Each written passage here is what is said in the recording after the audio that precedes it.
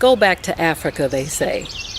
The number of times I've heard people tell me to go back to Africa, and you know what people I'm talking about, I don't even have to say it. The number of times I've heard people tell me to go back to Africa, or say to another so-called black person, go back to Africa, is so funny. Because I remember there was a time in my life where I would have been offended or upset by that, because there was nothing in Africa that I desired. But see, now you live and you learn. Now I feel differently. I'm like, if you pay my way, I will gladly go. Because first of all, Africa is a continent comprised of more than 50 countries, you see. And so there are various areas of Africa that are have living conditions better than anything we see here in the United States, you see. So we're dealing with people that are ignorant and unlearned who like to say this. And it's funny how they tell us to go back to Africa. And it's like, where are you going to go back to? Because this is not your land either. You see, this land belonged to some other people before you got here and stole, killed, destroyed, and raped your way to the top. You see, it's kind of funny how you have reprobates who think like that. And it's getting to the point where you don't even have to identify a racial group at all. You don't have to identify anything. All you have to do is talk about the actions, and anybody anywhere on the planet will know exactly who you are talking about. Now, that's really, really shameful when all you have to do is identify actions and hook, line, and sinker, everybody know who you're talking about. But yet, these same people want to point at the deeds of others when they have a worldwide track record for treachery that has been unmatched. Unmatched, you see. So when I hear folk telling me to go back to Africa, it kind of makes me laugh, because I say this is a person who is a victim.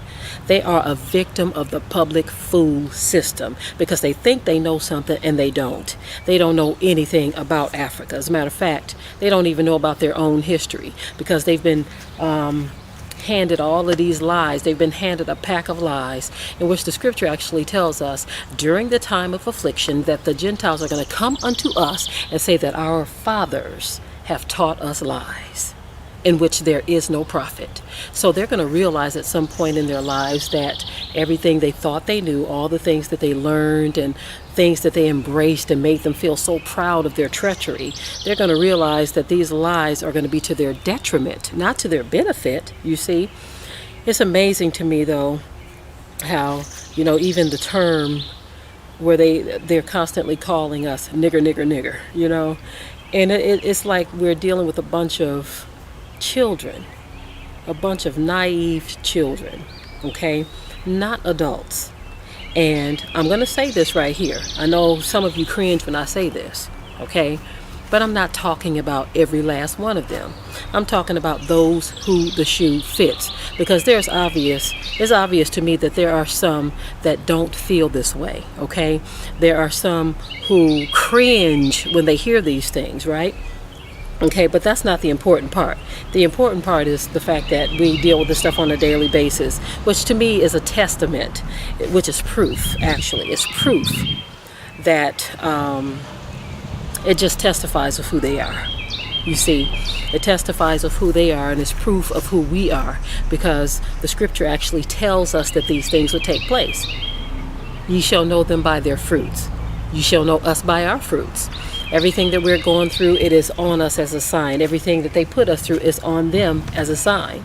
You see, the scripture is very clear when it tells us what to expect and what to look for. You just have to know what to look for and who to identify, you see. So that's all I wanted to talk about here. I wanted to talk about this whole notion of us going back to Africa. You know, it just sounds, again, like we're dealing with a bunch of naive, ignorant, no life having people who have nothing better to do than to go from video to video or post to post. There's probably somebody who lives in their mom's basement or something, or lives definitely not someone who lives up in a big skyscraper. Those are the people, the movers and the shakers, who are spending money, or they have their little mercenaries out here doing their dirty deeds, you know.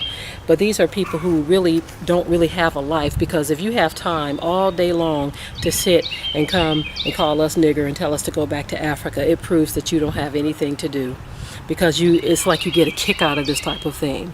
And it also shows that you lack any real ability to think. or research, because a quick research of history will overturn all of this stuff and all this pride that you have, you see. But as we see, the scripture tells you about pride. Pride is what's going to be the downfall of this wicked nation, okay? It's going to be the downfall. Pride comes before a great fall. You see, a lot of people use that scripture in the wrong way, okay? They like to use it when they see someone such as myself, who is speaking out against their nonsense, and they want to use that scripture.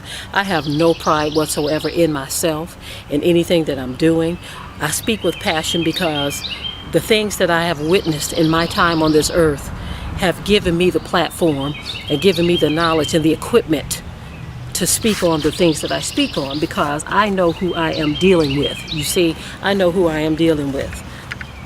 And I would suggest all of you learn who you're dealing with. I don't care what color they are, learn who you're dealing with, because people have a lot of bags of tricks up their sleeves, and you would be surprised what people are all about, even when they try to make nice with you. You know what I'm saying? People ain't always what they seem.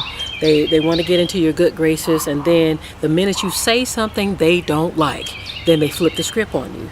That's how people are, you see.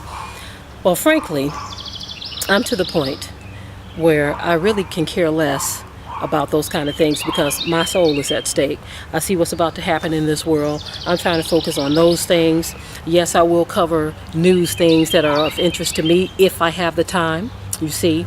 And I do this because I've gotten a number of messages from my people who say that these things that I speak about helps to keep them awake. It gives them their wake-up call or their reality check.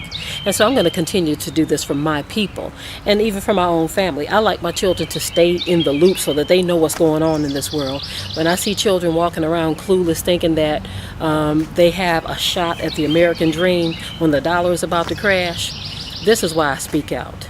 This is why I do the things that I do and say the things that I say, and I like to keep it real. And anyone who don't like it real, this ain't the channel for you, because I'm going to continue to keep it real. And as far as going back to Africa, I wish I could. I wish I could say arrivederci and be up out of here with the quickness. With that, I will say shalom.